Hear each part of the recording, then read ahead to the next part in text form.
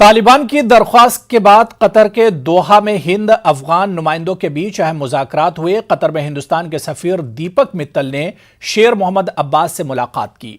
शेर मोहम्मद अब्बास कतर में तालिबान के सियासी उमूर के सरबराह हैं। मुज़ाकरात में हिफाजती और सलामती उमूर पर बातचीत हुई। सफीर मित्तल ने हिंदुस्तान के तहफ़्फ़ुज़ात का मामला उठाया और अफगानिस्तान से हिंदुस्तानियों की वापसी पर बातचीत मरकूज रही। दीपक मित्तल ने कहा कि अफगानिस्तान की सरजमीन का हिंद मुखालिफ सरगर्मियों में इस्तेमाल न हो। वहीं तालिबान ने इस बात की यकीन दहानी कराई कि अफगानिस्तान की सरजमीन को दहशतगर्दी और हिंद मुखालिफ सरगर्मियों के लिए इस्तेमाल होने नहीं दिया जाएगा। दोहा में हुई मुलाकात भारतीय अधिकारी और तालिबान के नेता के बीच पहली ऐसी मुलाकात थी जो कि अफगानिस्तान में तालिबान के कब्जे के बाद हुई है। ये मुलाकात तालिबान के निवेदन पे हुई और इस मुलाकात के दौरान भारत ने इस बात पर जोर दिया कि अफगानिस्तान की जमीन का इस्तेमाल भारत विरोधी गतिविधियों और आतंकवाद के लिए नहीं होना चाहिए। वहीं भारतीय राजदूत दीपक मित्तल ने यह भी साफ किया कि अफगानिस्तान में फंसे भारतीयों की सुरक्षा और उनकी देश वापसी भी सुनिश्चित की जानी चाहिए। आपको बता दें कि न्यूज़ 18 ने पहले ही यह साफ कर दिया था कि देशहित के लिए जरूरत पड़ी तो तालिबान से भारत बातचीत करेगा। कैमरामैन जगदीश गौतम के साथ शैलेंद्र वांगू, न्यूज़ 18 नेटवर्क, नई दिल्ली। और चलिए अब बात करेंगे मौलाना अरशद मदनी के मुतनाज़ा बयान की।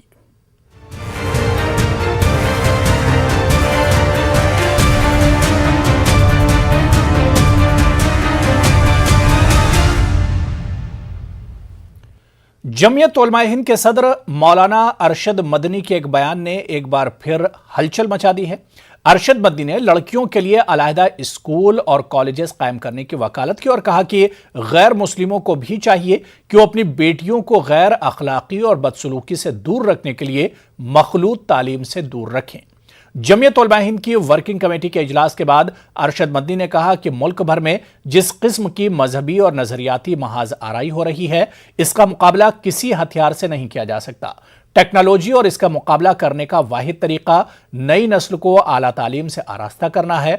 जमीयत ने अपने बयान में मुआशरे के बाअसर और अमीर लोगों से अपील की कि वो अपने अपने इलाकों में लड़कियों के लिए अलग स्कूल और कॉलेजेस कायम करें। सदर जमीयत उलमाए हिंद हज़रत मौलाना सैयद अरशद मदनी साहब ने मखलूत तालीम के ख़िलाफ़ जो बयान दिया है, मैं उसकी पुरजोर तायद करता हूँ। मखलूत तालीम के हम मुखालिफ इसलिए हैं कि मर्द और औरत, लड़के और लड़की का इख्तिलात एक जगह आग और लकड़ी को इकट्ठा करना है। इस्लाम उससे बचाना चाहता है। ये हिंदुस्तान जो है वो संविधान से चलता है, शरीयत से नहीं चलता। और जो लोग शरीयत के डंडे को चला करके संविधान की मूल भावना पर हमला करने की कोशिश करते हैं, वो कभी सफल नहीं होंगे। और ये तय थोड़ी करेंगे कि बच्चियाँ को एजुकेशन के इंस्टीट्यूशंस में जाएंगी या जो है कहीं और जाएंगी, ये तय नहीं कर सकते। ये इस 21st सेंचुरी में जब लड़कियां इतनी आगे जा रही हैं, पायलट हो रही हैं, फाइटर पायलट चला बन रही हैं, आर्मी में जा रही हैं, इंजीनियर, डॉक्टर, साइंटिस्ट, हर चीज़ में वो सबसे आगे हैं हमारी बच्चियां। उस वक्त इस तरह के बयान देकर वो दिखा रहे हैं कि उनकी मेंटली सिक पर्सन है और उनका दिमाग कहाँ पे किस पुराने दौर में चल रहा है। तो मौलाना का कहने का मतलब ये है कि हम अगर हर जगह पर बच्चे और बच्चियों के लिए अलग स्कूल्स का इंतज़ाम करें तो शायद लड़कियों की परसेंटेज एजुकेशन की बढ़ जाएगी। और मैं इससे इत्तफाक करता हूँ। क्या लड़कियों के नॉन मुस्लिम्स के स्कूल बड़ी तादाद में नहीं है? क्या कॉन्वेंट के गर्ल्स स्कूल बिल्कुल अलग नहीं हैं? क्या मुस्लिम नॉन मुस्लिम एरिया के अंदर जो हमारे हिंदू भाई हैं वो इस बात को पसंद नहीं करते हैं कि उनकी लड़कियों की तालीम जो है वो सेफ़ एंड साउंड? क्या गांवों के अंदर हम ये नहीं देखते हैं कि लड़कियों के स्कूल्स अलग हैं और लड़कों के स्कूल्स अलग हैं? तो इसमें कौन सी बुराई वाली बात है? देखिए, हज़रत मौलाना अरशद मदनी साहब मुल्क की एक बहुत अहम और ज़िम्मेदार शख्सियत हैं और मुझे लगता है कि जो बात उन्होंने कही है वो बहुत संजीदगी के साथ कही है। एजुकेशन के सिलसिले में और औरतों के और को एजुकेशन के सिलसिले में जिस तरीके की बात उन्होंने कही है उस पर गौर करने की ज़रूरत है। और ख़ास तौर पर मॉब लिंचिंग के सिलसिले में जो बातें उन्होंने कही हैं वो 100% सही बातें हैं। इसलिए कि मॉब लिंचिंग जो मुसलसल हो रही है वो कहीं ना कहीं एक सुनियोजित साजिश के तहत, एक रणनीति के तहत की जा रही है। और फिर से इलेक्शन से पहले उस पर जिस तरीके से तेज़ी हो रही है वो कहीं ना कहीं पोलराइजेशन की राजनीति के तहत उसको किया जा रहा है।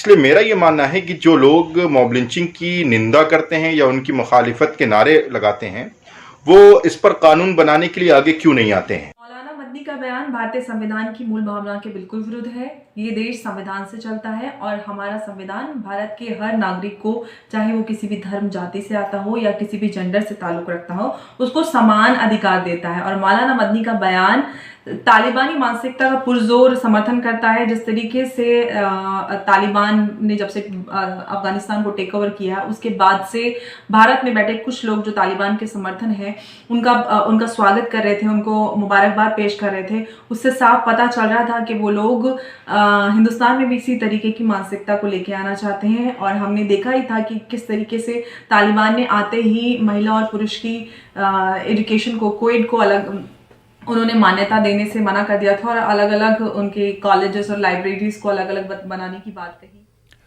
आगे बढ़ेंगे। मध्य प्रदेश में गुज़िश्ता 9 दिनों में 7 मकामात पर होने वाले हुजूमी तशद्दुद के वाक़यात ने सभी को हिला कर रख दिया है। हुकूमत की जानिब से हालांकि शरपसंद अनासिर के खिलाफ सख्त कार्रवाई की बात कही जा रही है, लेकिन जो लोग हुजूमी तशद्दुद का शिकार हुए हैं, इन्हें हुकूमत के कौल व फ़ेल में तजाद नजर आ रहा है। हुजूमी तशद्दुद के खिलाफ भोपाल में मुनक्किद किए गए धरने में शामिल होने के लिए उज्जैन से अब्दुल रशीद और देवास हाट से जाहिद मंसूरी ने भी शिरकत की और शरपसंदों के जरिए उनके साथ किए गए हुजूमी तशद्दुद के वाक़यात को सहाफ़ियों के सामने बयान किया। मध्य प्रदेश में जिस तरह से हुजूमी तशद्दुद के मामलात बढ़ रहे हैं, उसको लेकर कांग्रेस के जरिए एहतजाज जारी। आप हमारे पीछे देख सकते हैं कि हमारे मसूद और उनके लोगों ने जो है इसको लेकर एहतजाज किया। और इस वक्त हमारे साथ वो 2 लोग मौजूद हैं जिनके साथ हुजूमी तशद्दुद, चाहे महिदपुर की बात करें या देवास की बात करें, यहाँ पे हमारे साथ मौजूद। आइए आप जानते हैं, आपका नाम? अब्दुल रशीद। अब्दुल रशीद, क्या हुआ था आपके साथ? हम कपड़ा खरीदते साहब, कपड़ा खरीदते गए ना, उसके बाद ये लोग आए, आपने पूरी वीडियो देखी और ये ऐसी वारदात गई, जबरदस्ती नारा लगवाया हमारे से, जबरदस्ती नारा लगा। हम पहले से भी जाते हैं, गांव में हमेशा जाते हैं, 20 साल से धंधा कर, ऐसी घटना नहीं हुई। और ये हिंदू मुसलमान भाई लोग करेंगे जैसे क्या, सब भाईचारे से रहना चाहते हैं। हमारा काम गांव से एक दूसरे से मिलन सारा हमारा भाईचारे से रहता आ रहा है। कुछ दिनों बाद ये हालत हो रही है, देख लो अभी देखते देखते। और बहुत थाने में शिकायत की तो कोई कार्रवाई हुई? तो उन्होंने कार्रवाई करी उन्होंने, पर हमारे सजा उनको कर ली, सजा मिलनी चाहिए उनको। और ऐसे लोगों को मतलब कर ली सजा और भाईचारे से रहना चाहिए। मंसूर साहब, आप तो बहुत सालों से जो है टोस्ट बेचने का काम करते रहे, अचानक ये क्या हुआ? जी, ये तो क्या है कि जो बाहर के जो आए थे इंदौर से हैं, इन्होंने माहौल ख़राब किया है कि इधर माहौल कैसे ख़राब हो जाए क्या, जबकि हम हिंदू भाई है, मुसलमान सब क्या है कि सब एक जैसे रहते हैं, भाईचारा है हमारे अंदर। पर लेकिन ये बाहर के आने वालों ने माहौल बिगाड़ा सर, कि इनके इधर माहौल कैसे बिगड़ जाए और ये माहौल बाहर वाले बिगाड़ते रहेंगे इसी हिसाब से, तो फिर क्या है, हमारा क्या होगा फेरी वालों का क्या, इनको कड़ी से कड़ी सजा मिलना चाहिए। आपने थाने में शिकायत की थी, क्या हुआ? थाने में शिकायत की, पर धारा लगी, कम लगी उनके लिए क्या। आज तो क्या है, ये छोटी सी मार चोट की लगाई, पर उन्होंने क्या है कि उनको तो प्लान अलग ही था सर, क्या कि ये हिंदू मुसलमान में कैसे इनकी छिड़क जाए, तो ये आपस में कैसे हैं कि वो क्या, तो इसलिए क्या है कि उनको कड़ी से कड़ी सजा मिलना चाहिए। आज ये भोपाल में जो आए थे किस लिए? ये इसी के लिए हम आए थे कि ये आज तो हमारे साथ हुआ, कल फेरी वाले दूसरे के साथ होगा ये मसला, तो इसका क्या थोड़ा सा आप जोर दीजिए कि किसी के साथ ऐसा ना हो, फेरी वाले के साथ, और भाई फेरी वाला हो या कोई भी हो। आपकी क्या डिमांड? हमारी ये डिमांड है सरकार से, ये कहना है कि बंद हिंदू मुसलमान बंद करो और ऐसे लोगों को सजा दो, कर ली और भाईचारे से जीना सिखाओ। आपने देखा कि यहाँ पर वो लोग जो है जिनके साथ हुजूमी तशद्दुद जो है वो गुज़िश्ता दिनों में हुआ है, वो लोग भोपाल में और हुकूमत से ही मुतालबा करना चाहते हैं कि जो ये हिंदू मुस्लिम के नाम पे जो सियासत हो रही है, जो मॉब लिंचिंग हो रही है, इसको बंद किया जाना चाहिए। और जो लोग भी इस तरह के वाक़यात को अंजाम देते हैं, उनके खिलाफ सख्त कार्रवाई होनी चाहिए, ताकि मुल्क का माहौल जो है, जो एकजहती के नाम से जो जाना और पहचाना जाता है पूरी दुनिया में, वो हमेशा बरकरार रहे। कैमरामैन मोहसिन खान के साथ मैं तावलम, न्यूज़ 18 उर्दू, भोपाल। तो वहीं मध्य प्रदेश में बढ़ते हुजूमी तशद्दुद और हुकूमत की नाअहली के खिलाफ भोपाल में धरना दिया गया। भोपाल एमएलए आरिफ मसूद के जरिए ओल्ड विधानसभा कैंपस में गांधी जी के मुजस्समे के सामने धरना देकर हुकूमत से हुजूमी तशद्दुद करने वालों के खिलाफ सख्त कार्रवाई का मुतालबा किया गया। देखिए, मैं लगातार इंदौर की घटना से बराबर ये संदेश प्रदेश सरकार को देना चाह रहा हूँ, उनके मुखिया को देना चाह रहा हूँ। मैंने मुख्यमंत्री से समय भी मांगा, हालांकि वो समय मुझे प्राप्त नहीं हुआ, और मैंने गवर्नर महोदय से भी मुलाकात चाहिए थी कि जो मंत्री बेलगाम हो रहे हैं, असल इस झगड़ा और मॉब लिंचिंग की वजह क्या है। पूरा प्रदेश जो शांति का टापू कहलाता है वो इस तरफ कैसे जा रहा है। तो ये जो नफरत की शुरुआत हुई है इसकी बहुत बड़ी वजह है मंत्रियों के बेलगाम होना। जो मंत्री बयानबाजियाँ कर रहे हैं बनिस्बत इसके कि वो अपराधियों पे कड़ी कार्रवाई करें, उनको नेस्तो नाबूद करने का काम करें, बनिस्बत उसके कि पीड़ित पक्ष के साथ ना खड़े होकर और पीड़ित पक्ष की कमियां निकाल कर उसको उजागर करने का प्रयास कर रही है सरकार। तो ऐसे में अपराधियों के हौसले बढ़ेंगे, जिसकी वजह से एक के बाद एक घटनाएं आ रही हैं। आज भी हम यहाँ पर धरने पर बैठे, आज हमारे साथ दोनों जाहिद और राशिद, दोनों महिदपुर और हाटपिपलिया के जो 2 लोग थे, इनको गवर्नर के यहाँ मिलवाया है, इनकी बात कराइए। और हमारा ये प्रयास है कि सरकार सख्त से सख्त कार्रवाई जल्द से जल्द करे। चलिए यहाँ पर रुकेंगे फिलहाल छोटे से ब्रेक के लिए।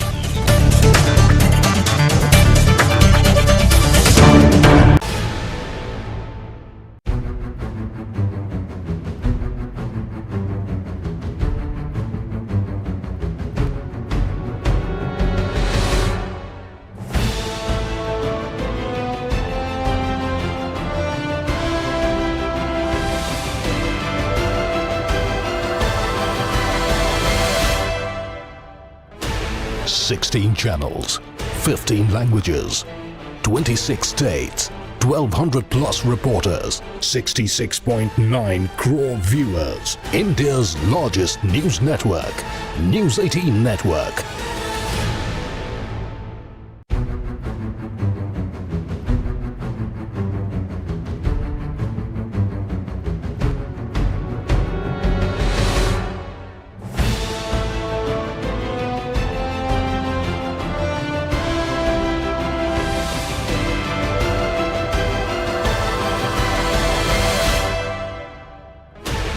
Sixteen channels, 15 languages, 26 states, 1200 plus reporters, 66.9 crore viewers. India's largest news network, News 18 Network.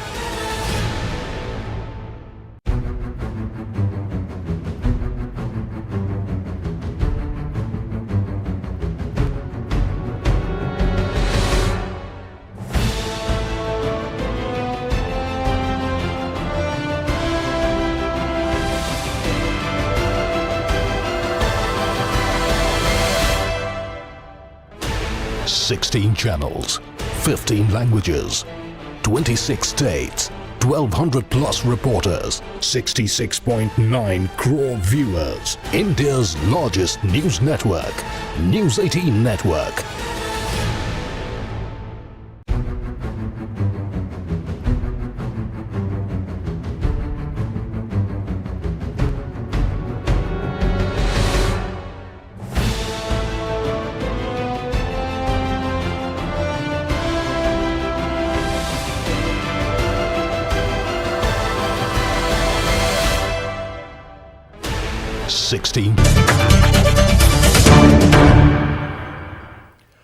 मदरसा पैरा असातिज़ा को बाकायदा बनाने और राजस्थान में उर्दू जबान समेत छोटी जबानों के तहफ़्फ़ुज़ के लिए शुरू की गई डांडी सद्भावना यात्रा दोबारा शुरू की जाएगी। पिछले साल 9 मुतालबात के हवाले से तालीमी कॉम्प्लेक्स में एक अहम मीटिंग के बाद 9 मुतालबात में से कुछ मुतालबात पर इत्तेफाक किया गया था।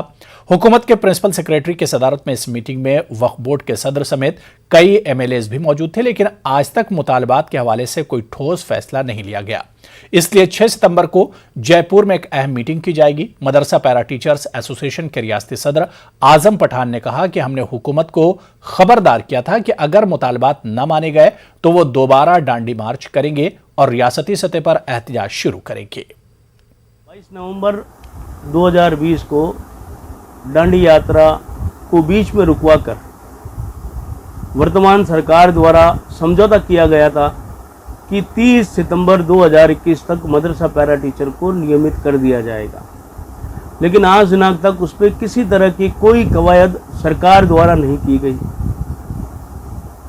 6 सितंबर 2021 को राजस्थान मदरसा शिक्षा सहयोगी संघ द्वारा एक मीटिंग की जाएगी, जिसके अंदर तमाम संगठनों को बुलाया जाएगा। अल्पसंख्यक के 9 विधायकों को बुलाया जाएगा और भी मौजूद हजरात होंगे, उन सबको बुलाया जाएगा। यदि 30 सितंबर तक अगर सरकार हमको नियमित नहीं करती तो 2 अक्टूबर से हम लोग एक बड़ा आंदोलन करेंगे और इसमें किसी भी तरह की कोई अनहोनी होती है तो उसकी पूरी राजस्थान सरकार जिम्मेदार होगी। बीजेपी के अक़लियती मोर्चे के कारकुनों ने शाहनूर मियां दरगाह के अहाते में एहतजाजी धरना दिया। बीजेपी कारकुनों का मुतालबा है कि कोरोना वबा के नाम पर सिर्फ मजहबी मकामात पर ही ताले क्यों पड़े हैं। दरगाहों से सैकड़ों अफराद की रोजी रोटी जुड़ी होती है, लेकिन दरगाहें बंद होने की वजह से फूल, शॉल, इत्र, दीगर छोटे कारोबारियों पर भुखमरी की नौबत आ गई है। महाराष्ट्र की तिवारी सरकार ये धार्मिक स्थलों को बंद कर लोगों को नास्तिकता की ओर ले जा रही है। महाराष्ट्र के प्रदेश अध्यक्ष अल्पसंख्यक मोर्चा के अजय देशमुख साहब, इन्होंने हमको आदेश किया है कि दरगाह के सामने, मस्जिद के सामने जाकर जो है तो सरकार के खिलाफ नारे लगाओ। दरगाहों पर, मस्जिदों के सामने, मंदिरों के सामने आज आंदोलन किया जा रहा है। इसका मकसद गवर्नमेंट से झगड़ा नहीं है। लोग जो भगवान की आस्था में रहते उनको इसकी तकलीफ़ है, वो परेशान हो रहे हैं। दरगाहों पर फूल वाले, शिरनी वाले, गौर गरीब, इनका धंधा मारी की, उपास मारी का टाइम आ गया है। इसके लिए हम ये आंदोलन करके हमारे महाराष्ट्र की सरकार को बोलना चाह रहे हैं। एक निवेदन।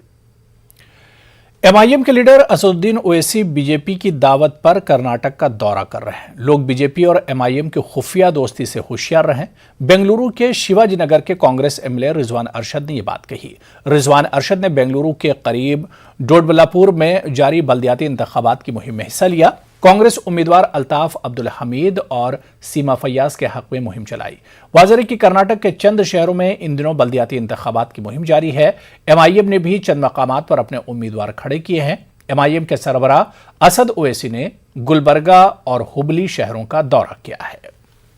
ओवैसी साहब जहां भी जाते हैं बीजेपी के इनविटेशन पे जाते हैं, बीजेपी के न्योते पर, उनकी दावत पर बीजेपी की ओवैसी साहब आते हैं। तो यहाँ पे भी आए हैं, आकर जाए, जमहूरियत है। चाहे अगर वो बीजेपी की मदद करने के लिए आए हैं तो उनका वेलकम है, करने दीजिए। लेकिन लोग सही फैसला लेंगे और लोगों का जो फैसला होगा वो आप देखिए। जो भी फिरका परस्त हैं, चाहे वो अक्सरियत में फ़िरका परस्त क्यों ना हो, चाहे वो अक़लियत में फ़िरका परस्त क्यों ना हो, इन लोगों को हमें रिजेक्ट करना चाहिए। जनता दल है, बीजेपी है, इंडिपेंडेंट है, सभी है। लेकिन 20 पर 2 डिवीज़न चिकपेट से है ना, जितने भी वोटर हजरात हैं, खैर मुस्लिम्स हैं, दूसरे सिख हैं, ईसाई हैं, सब पूरों के पूरे सभी मिलकर है ना मेरे से बड़े अच्छे मोहब्बत के साथ है ना, मुझे उम्मीद है कि सबके वोट मुझे मिलेंगे। उनका मैं दिलो जान से शुक्रिया अदा करती हूँ।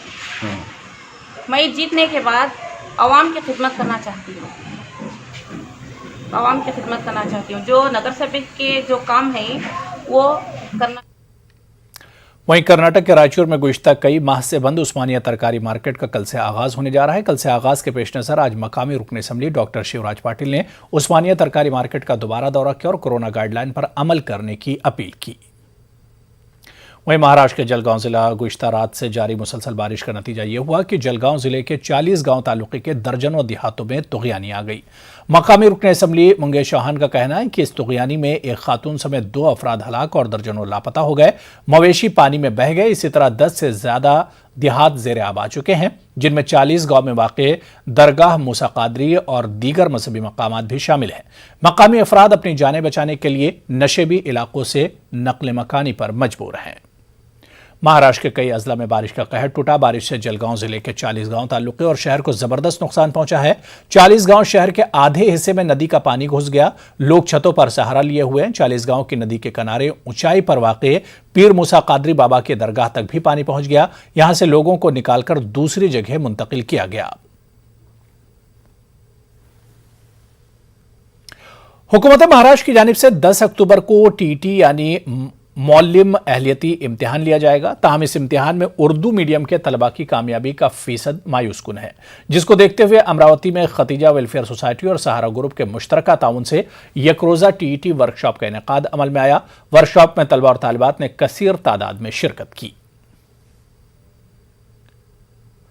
वंचित बहुजन अघाड़ी की कारगुजार रियासती सदर वर्षा ठाकुर इन दिनों रियासत के मुख्तलिफ अजला के दौरे पर हैं। आज नांदेड़ मीडिया नुमाइंदों से बात करते हुए मुख्तलिफ मौज़ूआत पर वंचित बहुजन अघाड़ी के मौक़िफ़ को उन्होंने वाज़ेह किया। उन्होंने कहा कि लोकल बॉडीज़ के सभी इंतख़ाबात वंचित बहुजन अघाड़ी अपने दम पर लड़ेगी।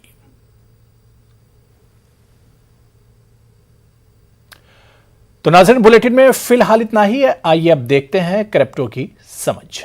आदाब।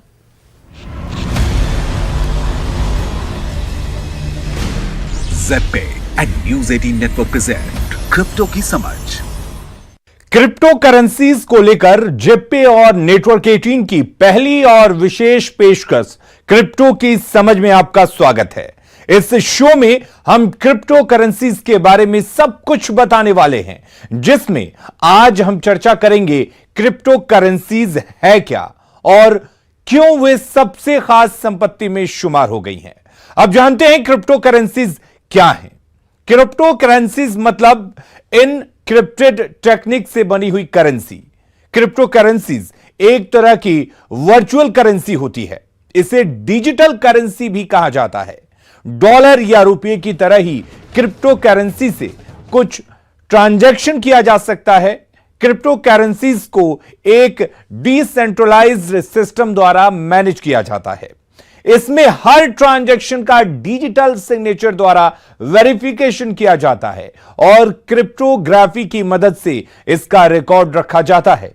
दूसरे शब्दों में क्रिप्टो करेंसी ब्लॉकचेन टेक्नोलॉजी पर आधारित एक वर्चुअल करेंसी है जो क्रिप्टोग्राफी द्वारा सिक्योर्ड सुरक्षित है।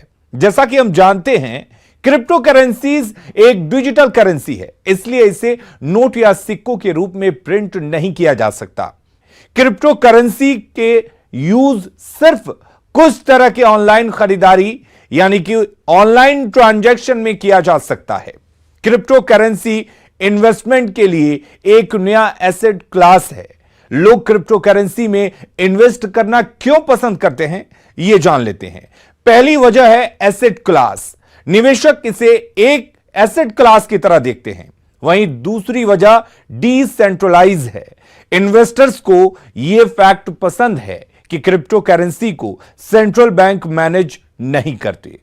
तीसरी वजह है टेक्नोलॉजी, यानी कि ट्रांजैक्शन ब्लॉकचेन के जरिए पब्लिक लिस्ट में रिकॉर्ड होता है, जो डिसेंट्रलाइज तरीके से अलग अलग यूजर्स द्वारा किया जाने वाला रिकॉर्ड मेंटेनेंस सिस्टम है। यह ट्रेडिशनल पेमेंट सिस्टम से ज्यादा सिक्योर है। चौथी वजह है 24 घंटे का मार्केट।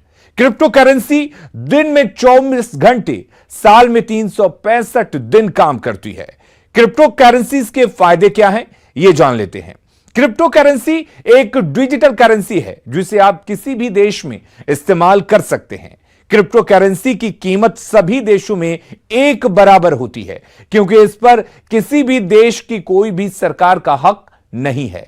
चूंकि क्रिप्टो करेंसी किसी भी देश की करेंसी नहीं है, इसलिए इस पर किसी भी देश की आर्थिक स्थिति का कोई प्रभाव नहीं पड़ता। और अगले हफ्ते आपसे फिर मिलेंगे क्रिप्टो करेंसी पर और जानकारी के साथ।